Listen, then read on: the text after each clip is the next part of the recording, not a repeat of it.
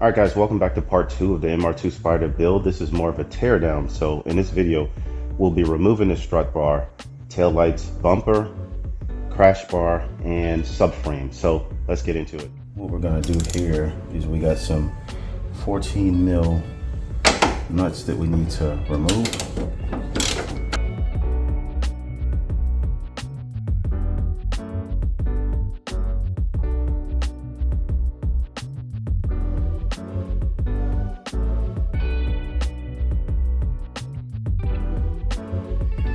Alright, so whenever possible, I'll try to make sure that I put nuts and bolts back where they belong, and that way I have less stuff to keep track of as we move along.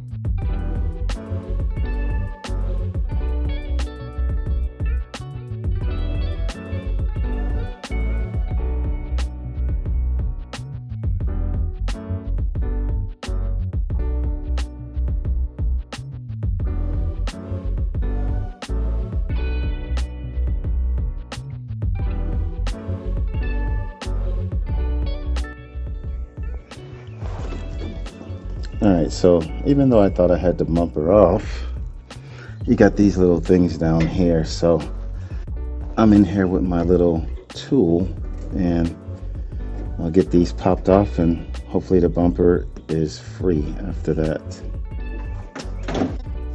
To pull the bumper off. Oh, one flat head screw, I forgot about that one.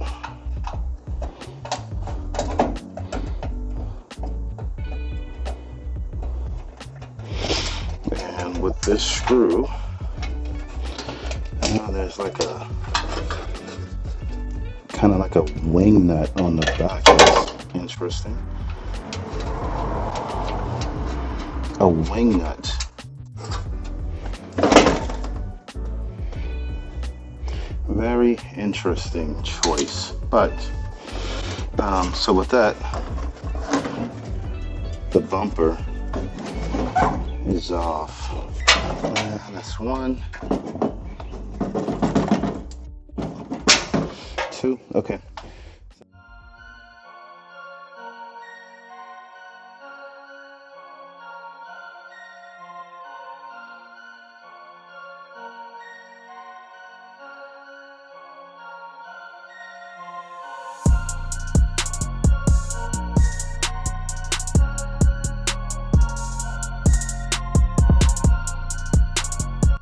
Alright, so check this out. This monster size exhaust here. Ridiculous. Ridiculous. And who said size doesn't matter? Small car with some big kahunas. Not where it counts though. Not in there. They're back here. Anyway, so I guess next thing is to get this out of the way, and then I should have access to the box. The air box. I guess I'll go ahead and remove this crash beam too. So fun baby, fun.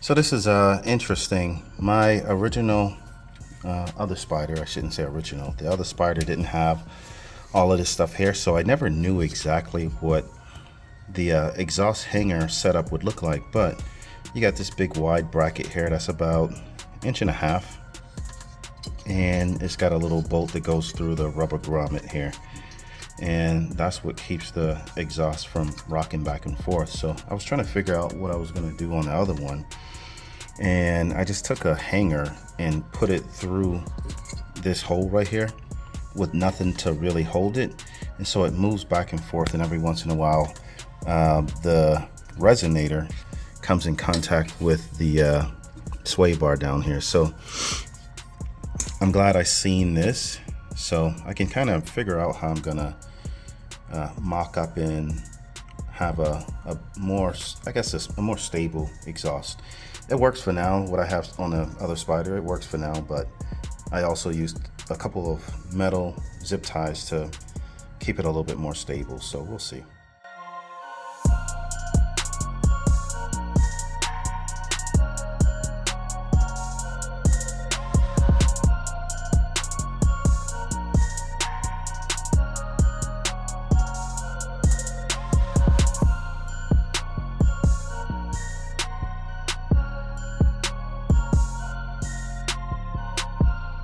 So just out of curiosity, without getting too nasty, it's hard to see through, but I can kind of see some light on the other side. So I'm just gonna drop this in, see if it just kind of rolls out. Yep. So I think that would mean it's I think that means it's got it. All right. Apparently a brand new exhaust, or a stock oversized exhaust, is near impossible to get out. But look at this thing. This thing is massive. I kind of joked about it earlier, but to pull it out through that hole, oh man. So that aside, I have the exhaust out. So it's just this one little heat shield down here at the bottom, and the air box. And then once the air box is out, we can get in here and start draining this stuff, loosening all these little hoses and whatnot, and we'll be ready to get this motor out. Getting excited. Getting excited. Just have to get the air box out. I don't know how much longer I'm gonna go today because it is hot as hell. Like and I don't think it's that hot out. It's actually pretty nice out, but I am sweating my ass off. I need to get inside and cool off soon. I could have had the AC system on with the garage door closed, but I think natural light looks and feels a lot better. So alright, move that stuff out of the way, get this off of there. So look at this little sneaky bolt here, just right there, right there. So I'll come in this way here, and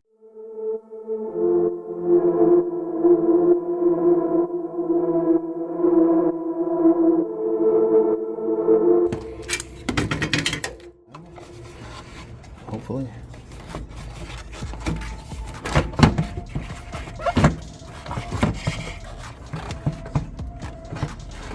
And it still feels like something. Okay. It's just the hoses around it. But yeah. But yeah, so airbox is out.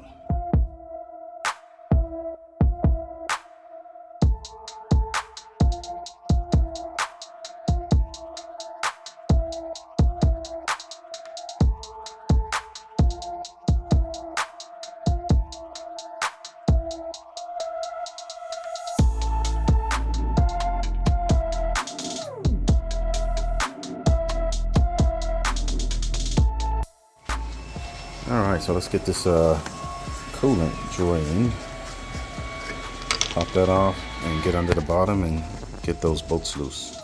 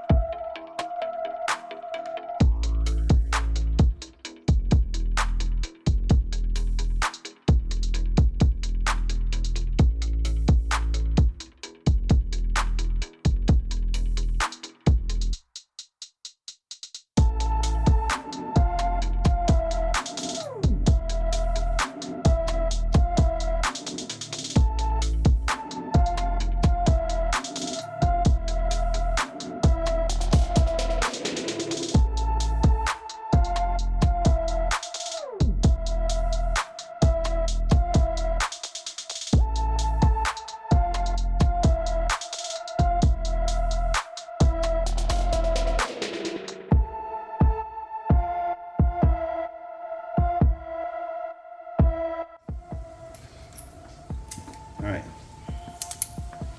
So this is my pointer for the day. Telescoping magnet. Okay, so now that the fluids are drained, I have to remove this battery tray right here. A couple of 10 mil bolts. I have to remove the subframe. I think just, 2 bolts over here, 2 over here, and then the mount. And then I also have to remove the wheels on either side and kind of loosen up the suspension so that I could pull the axles out. And from there, I just gotta start disconnecting all of these hoses, just a whole bunch of hoses and stuff. The electrical harness. I don't remember if I have to go inside and start unplugging that stuff from inside and pulling it out. Not sure yet. I'll figure that part out as I get there.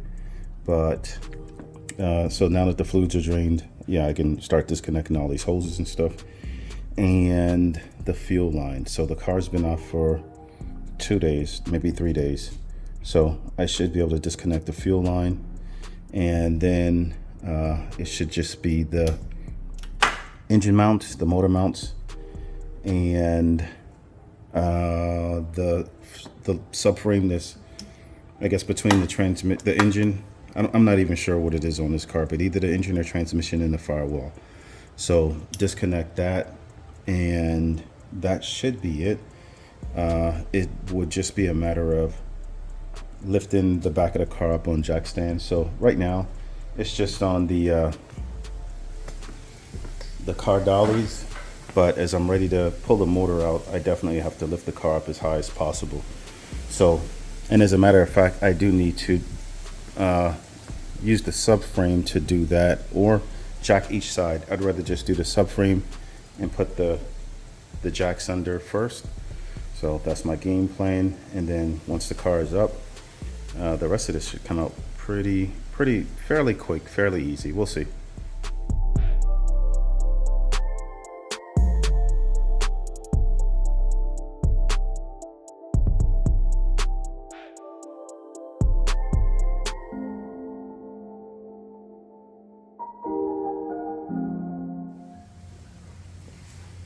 All right, remove the wheels.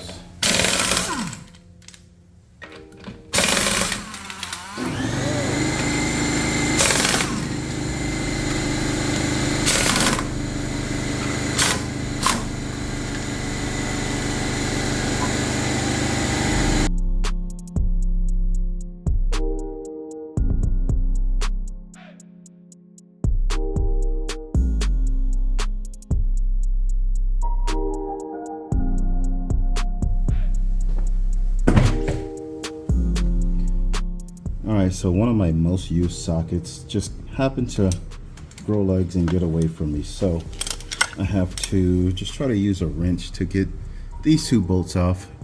Once I got these 2 removed, same thing on the opposite side. It'll allow me to, ooh, that's tight. Yeah. I'll go ahead and break these loose, and that way I can talk a little more easier.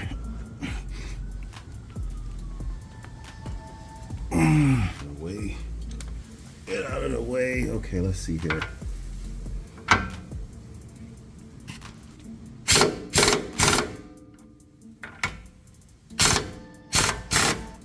right. Be at the wrong place. 217 mils.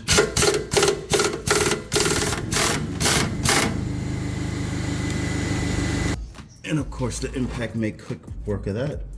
I'm not sure if that's on camera or not, but yeah, that came is fairly easy.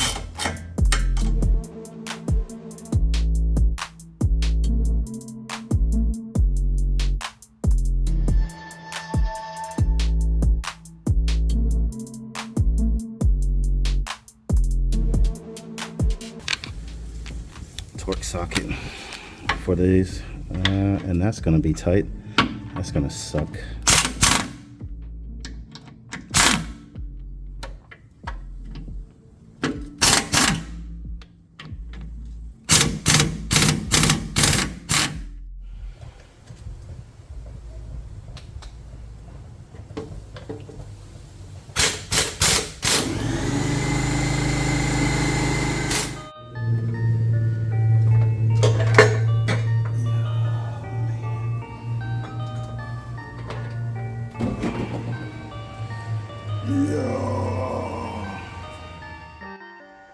All right, so taking a car apart is not very exciting, I get that, but something to look forward to is we do have a nice little surprise. We're going to be running a Gen 2 6062 Precision Turbo, so this is 750 horsepower capable, and it's going to be a real good match for the K24, so I am excited about that. I got this little adapter right here to be able to use it with the log manifold. I don't want to use the log manifold because it's got a small 38mm wastegate port. So I am still looking at different manifolds that I can use that'll allow me to fit the turbo somewhere right here between this little cross member right here and the motor. So yeah, stay tuned guys, stay tuned. Good stuff coming.